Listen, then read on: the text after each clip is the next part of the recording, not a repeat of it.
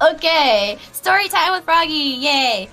Take All right, 3. so this took place when I was in university, and I think it was in my first year. I had a lab partner who looked like a K-pop idol. What? Like, do you know BTS or those other K-pop idol boy No, groups? Froggie, I've never heard of those guys who top the YouTube trending charts every time they release a goddamn music video. He could like be posing in the same photo and you wouldn't even bat an eyelash because that's how good looking he was. And it was really weird too because I was in like a lab on my campus and you know most people aren't that good looking. Nice. So on the first day, it was my first time there, and then we were assigned lab partners, right? So it's just like you work in pairs and you do your experiments, and then you go home, and then you write a report and you submit it the next lab session day. Is like a weekly thing. Or I guess it was bi-weekly actually. But anyways, to get to the point, so on my first day, we were paired up, and I was like, oh cool. I wasn't sure if he spoke English or not, but he did. And he was very fluent in English because I guess he just grew up here, but he was also Korean, so he also went back to South Korea during the summertime, or so he told me. But anyways, I just remembered the first time we had like that lab meeting. The first thing he said to me was, my girlfriend dumped me. It's that easy. And I just remembered, like, not knowing what the heck to say, because this is the first time I've ever met that guy, and, I don't know, what do you say to somebody? All I said was, I'm sorry to hear that. That's rough, buddy. I'm just here to do this lab thing, and hand it in, and get good grades. Yes, that is why I am at school. Yes, thank you. So anyways, we do the lab, and I remember being super nervous about the lab because I've never really handled all these like chemicals and stuff by myself.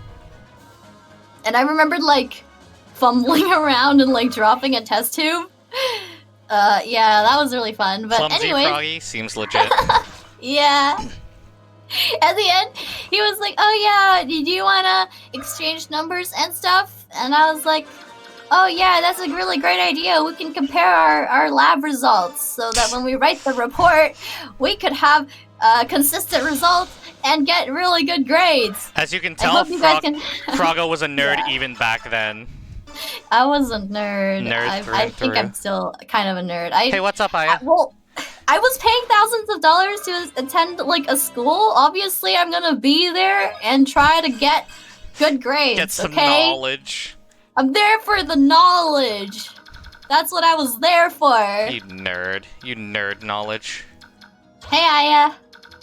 So like, apparently from, I didn't know this. I think one of my other Korean friends told me that people in Korea, when they flirt, what they do is that after they exchange numbers, they would like text each other constantly, like back and forth. And that's how they showed that they were interested in each other, which is completely different in America, where you're not supposed to text back immediately because that looks really desperate, right?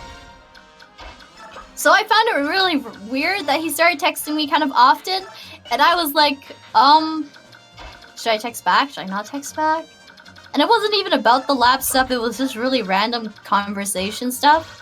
So I wasn't sure what to do, so I just didn't text back because I don't like texting back to people. Froggie doesn't like talking to people. No, I do! I just find it stressful when I have to like always respond to a lot of things, which is why I prefer going onto like a Discord server where I can just drop in and say hi and stuff versus replying to like 15 DMs. That's tough, you know? So the story ends with me dropping that course because I was having a really rough time in university and it was all very, very tough at that point in my life. So I dropped that course and I never saw him again. But I remembered running into him, and he recognized me and he said, "Oh yeah, what happened? I didn't see you for a while. Hey, I work as a barista. You should come to this coffee shop I work at." And I was like, "Cool, yeah." And then I never showed up. And then Froggie never showed up. Yay! Sounds like a typical Froggie move, if you ask me. I looking back at it now, like it's been many years, and I didn't even realize he was flirting with me. I thought he was just being nice. You see how old Froggie is? It's been a couple years since college. Since then. She's so old.